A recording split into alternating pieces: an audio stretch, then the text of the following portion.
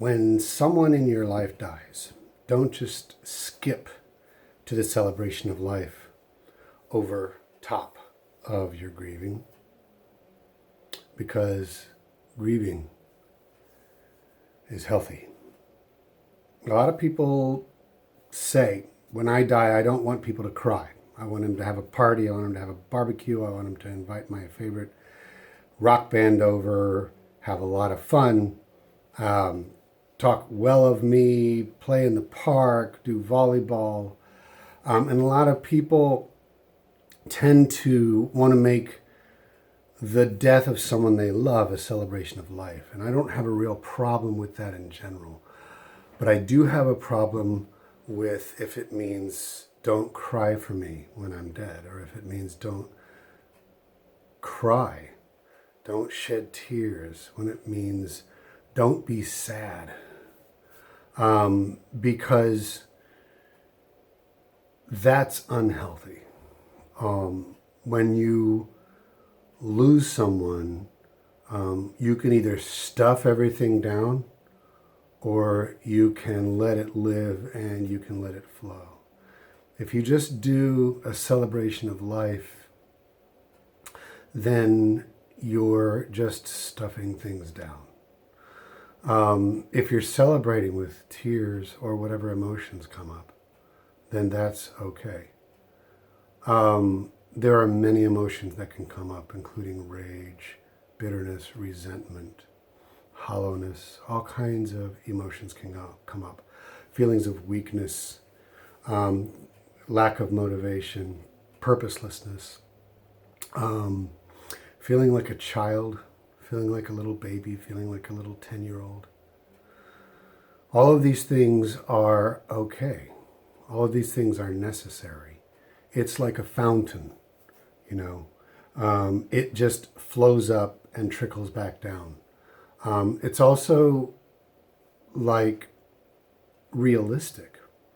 It's realistic to how we function. When you cry, when you allow emotions to flow around you, when you allow them to play around you and do what they're going to do, whether it's something visible or something that's just felt inside of you, that's normal. That's like you're operating. If not, you're operating below natural level. Trying to take some of the emotions out of your life experience. Let me say this again with an emphasis and an addition here. No matter how bad, uncomfortable, or strange, or inappropriate an emotion seems, trying to remove an emotion from your repertoire of emotions is like trying to remove a color from the natural spectrum. It's a lie. It's still there and it's going to be there. If you withhold emotions, you're going to increase your likelihood of having a stress disorder. In fact, a lot of people listening to this probably have stress disorders. If you feel stressed all the time, you probably have some version of a stress disorder. Stress disorders are categorized as a difficulty finding a way to adjust more healthfully to a set of external circumstances, like a very stressful job, a very busy life, so many kids it's hard to handle taking care of them, and other, illness and all these kind of stressors piling up on each other. But stressor disorders are in a category called trauma and stressor related disorders.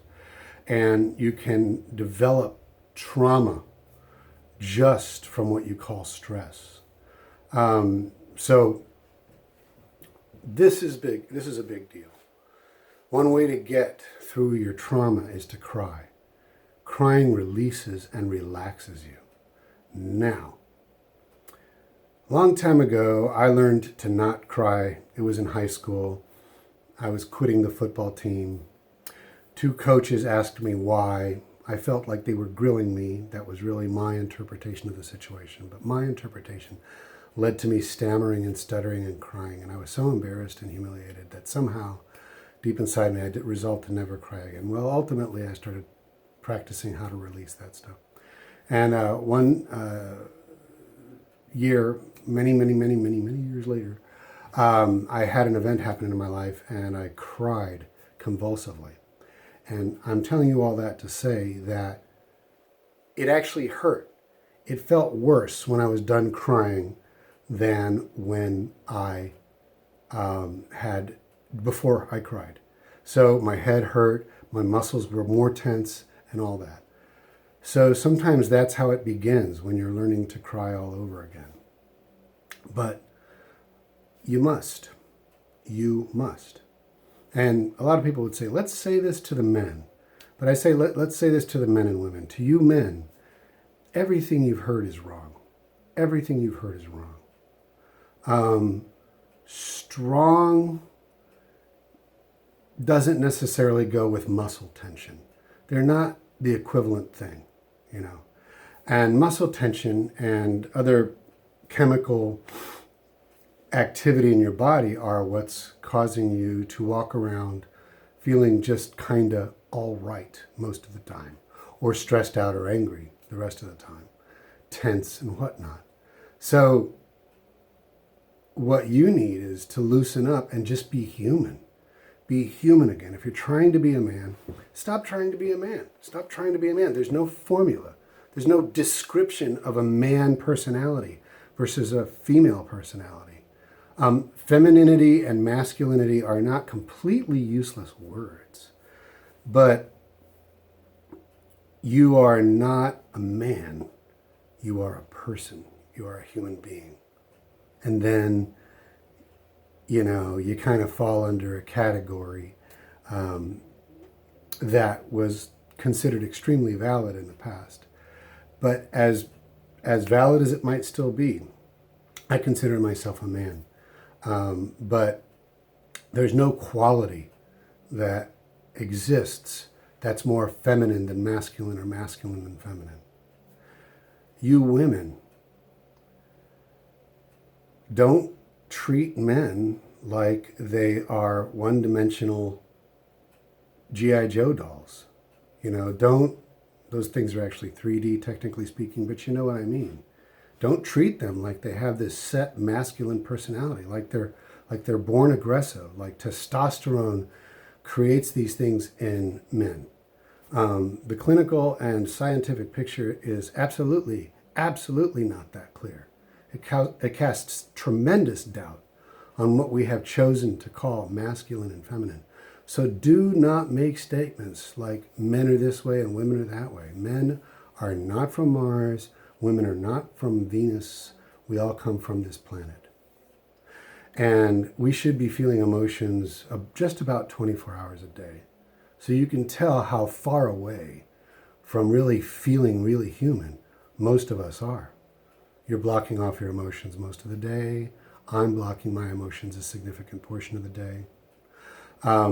But since I have this job as a psychotherapist, I am learning to let it flow.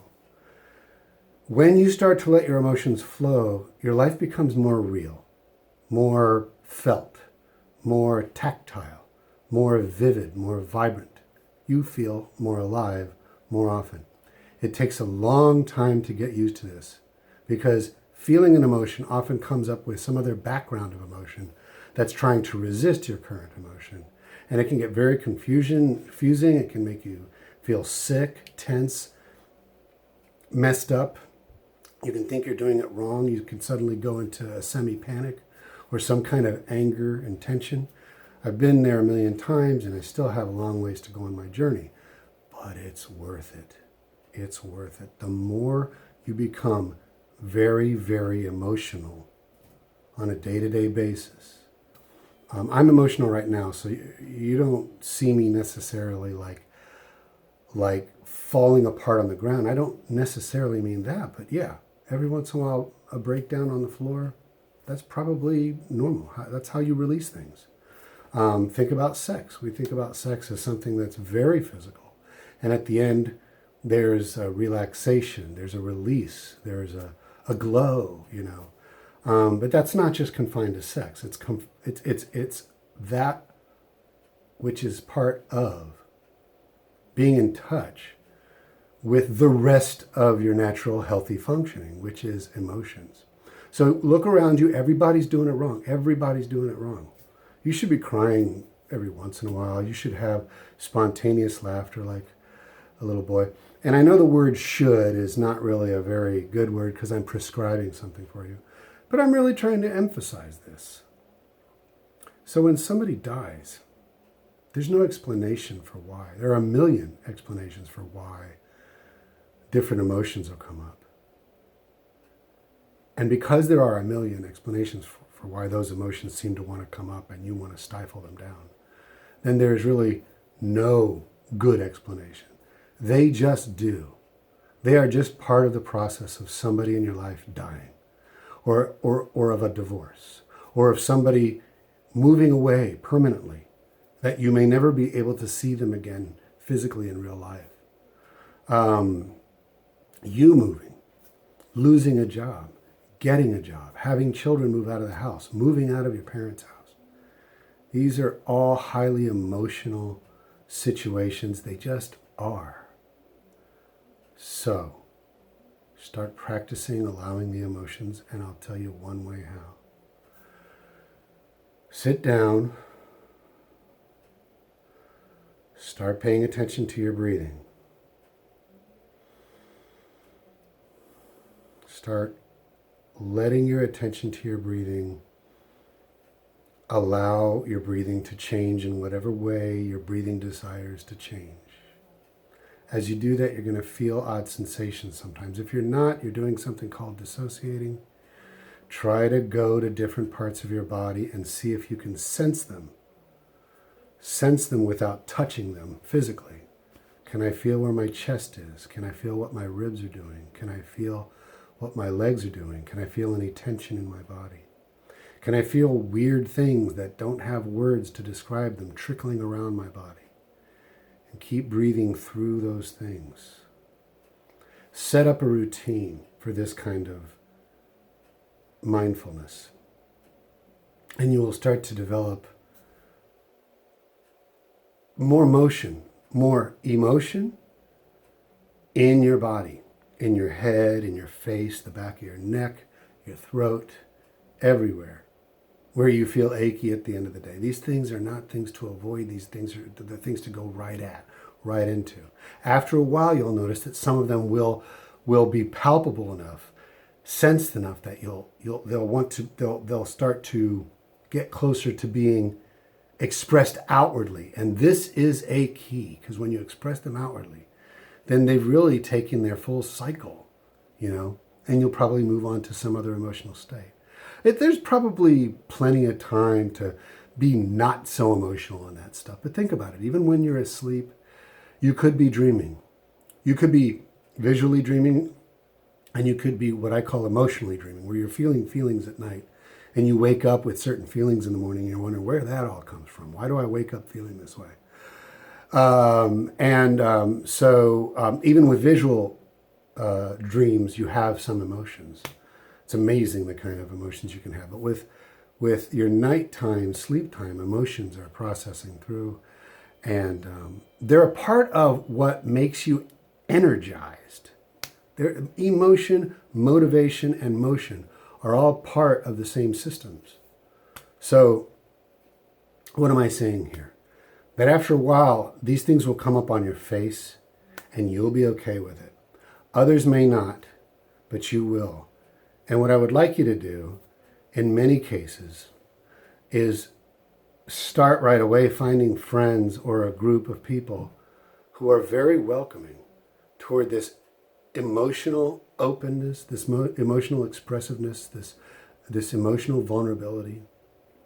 Start finding words for your emotions: fear, anger, depressed, sad, resentful, tense, feeling, disgusted, feeling fearful, feeling insecure. Those feeling nervous, feeling jittery. Start to find words for your emotions, and then go amongst a crowd where some of the people really are receptive to that, and they will also share with you. Especially if you found that you had a loss in your life, like death. So there's nothing wrong with celebrating a person's life after they die if it's part of the flow of all the other emotions that come up naturally. Just don't say, we're not going to cry here. Someone died. Someone died. You can see how nonsensible it is to come to some agreement where nobody's going to be sad, nobody's going to show it, nobody's going to cry. I think you can see how that is senseless, literally.